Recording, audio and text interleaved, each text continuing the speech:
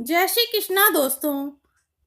आज मैं आपको सुखी अमावस की कहानी सुनाने जा रही हूँ। लेकिन कहानी सुनने से पहले अगर आपने अभी तक मेरे चैनल को सब्सक्राइब नहीं किया है तो कर लें और पास में लगे बेल आइकन को भी दबा दें ताकि मेरी आने वाली सभी वीडियोस की नोटिफिकेशन आपको मिल जाए। तो चलिए शुरू करते हैं सुखी अमावस की कहानी। एक नगरी में एक राजा राज्य करता था। उसकी प्रजा एवं परिवार सब आनंद से रहते थे। राजा की रानी धार्मिक एवं प्रजा की प्रेमी थी।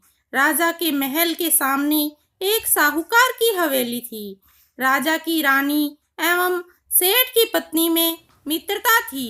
रानी सारी प्रजा से प्रेम करती थी। एक रोज साहूकार की हवेली से साहूकार की पत्नी के रोने की आवाज आने लगी। स्त्री भारी विलाप कर रही थी।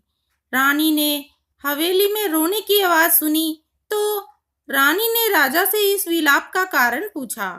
राजा ने कहा कि सेठ का पुत्र मर गया है, सो सेठ की पत्नी और लड़के की माँ दुखी है। रानी बहुत भोली थी। उसने राजा को कहा कि महाराज, दुख क्या होता है। राजा को समझ नहीं आया कि रानी को कैसे समझाएं कि दुख क्या होता है। रानी वापस बोली, महाराज दुख बताओ। जब राजा ने रानी को कहा कि तुम अपने कुंवर को मार दो तो मालूम हो जाएगा कि दुख क्या होता है। महारानी ने अपने कुंवर को महल से नीचे गिरा दिया। भगवान की कृपा से कुंवर गारे पर गिरा और उसको खरोंच तक नहीं आई। रानी अपने कुंवर को फेंक कर नीचे आ रही थी कि सामने से कुंवर आता दिखाई दिया। यह देख राजा भी दंग रह गया कि इतनी ऊपर से गिरने के बाद भी कुंवर को कुछ नहीं हुआ। रानी ने राजा से वापस पूछा, महाराज दुख क्या होता है, बताओ।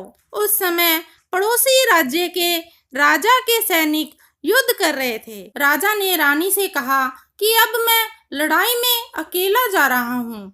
जब तुम मेरे मरने का समाचार सुनोगी तो तुम्हें दुख का एहसास हो जाएगा। राजा ने युद्ध के लिए प्रस्थान किया, लेकिन भगवान और अमावस माँ की कृपा से लड़ाई जीतकर राजा घर आया। अब राजा को भी आश्चर्य होने लगा कि क्या कारण है।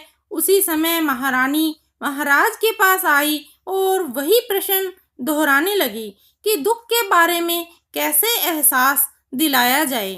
राजा ने रानी को बुलाकर कहा कि अब हम गंगा जी की यात्रा करने जा रहे हैं और वहां गंगा जी की धारा में मैं कूद जाऊंगा, तब तुम्हें दुख का एहसास होगा। रानी ने गंगा यात्रा की तैयारी की और आवश्यक सामान व रास्ते में भोजन की सामग्री का प्रबंध कर यात्रा के लिए प्रस्थान किया। कैलाश पर्वत पर भगवान शिव ने पार्वती से कहा कि सती, आज मैं तुम्हें कलयुग में सुखी आत्मा के दर्शन कराऊंगा। शिवजी ने बकरे का और पार्वती ने बकरी का रूप धारण कर लिया और एक बावड़ी के पास घास चरने लगे। इतने में राजा रानी की सवारी आई। रानी ने सुंदर छाया और बावड़ी को देखा तो राजा से कहा, हम यहीं थोड़ी देर जलपान व विश्राम करके आगे बढ़ेंगे। राजा रानी ने वहां जलपान किया। उसके बाद राजा पानी लेने के लिए बावड़ी में गया। उस समय बकरी का रूप धारण किए हुए पार्वती ने बकरे के रूप धारण किए हुए शिवजी से पूछा कि स्वामी, इस रानी को दुख देखना है मगर इसे दुख क्यों नहीं मिलता। रानी ने बकरे और बकरी को मनुष्य की भाषा में बोलते हुए देखा तो उसे गौर से सुना। शिवजी बोले कि इसने सुख नाम की अमावस का व्रत किया था। इस जन्म में रानी बनी और सुख का आनंद ले रही है। सती, यह राजा गंगा में भी नहीं मरेगा। रानी ने उसकी बात सुनी। तभी राजा पानी लेकर आया तो रानी ने राजा को वह सारी घटना सुनाई और वापस अपनी नगरी को चले आए। राजा ने अपनी राज्य में प्रजा को सुख अमावस के व्रत करने की आज्ञा दी। राजा हर अमावस को अमावस माँ की पूजा और कथा करने लगा। यह व्रत जिस दिन शुक्रवार को अमावस हो उसी रोज से प्रारंभ करें। 21 अमावस तक यह व्रत करें। पहली 5 अमावस गेहूं और लाल कपड़ा दान करें। 5 अमावस को मूंग, उसके बाद 5 अमावस को चना, बाद में 5 अमावस को मक्का और अंत में 21वें अमावस को चावल का दान करें। दान में जैसे रंग का अन्न हो वैसे ही रंग का कपड़ा और दक्षिणा दान करें। व्रत के रोज गाय को हरा चारा और ब्राह्मणों को भोजन या दक्षिणा देवें। जो मनुष्य श्रद्धा पूर्वक यह व्रत करेगा, अमावस माता और भगवान शिव की कृपा से दुख से मुक्ति प्राप्त करेगा।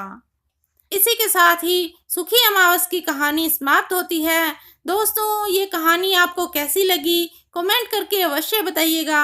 अगर आपको ये कहानी और ये वीडियो अच्छी लगी तो इसे लाइक कीजिएगा, शेयर कीजिएगा और मेरे चैनल को सब्सक्राइब कर दीजिएगा और पास में लगे बेल आइकन को भी दबा देना ताकि मेरे आने वाली सभी वीडियोस की नोटिफिकेशन आपको मिल जाए। जय श्री कृष्णा दोस्तों, मिलते हैं अगली वीडियो में।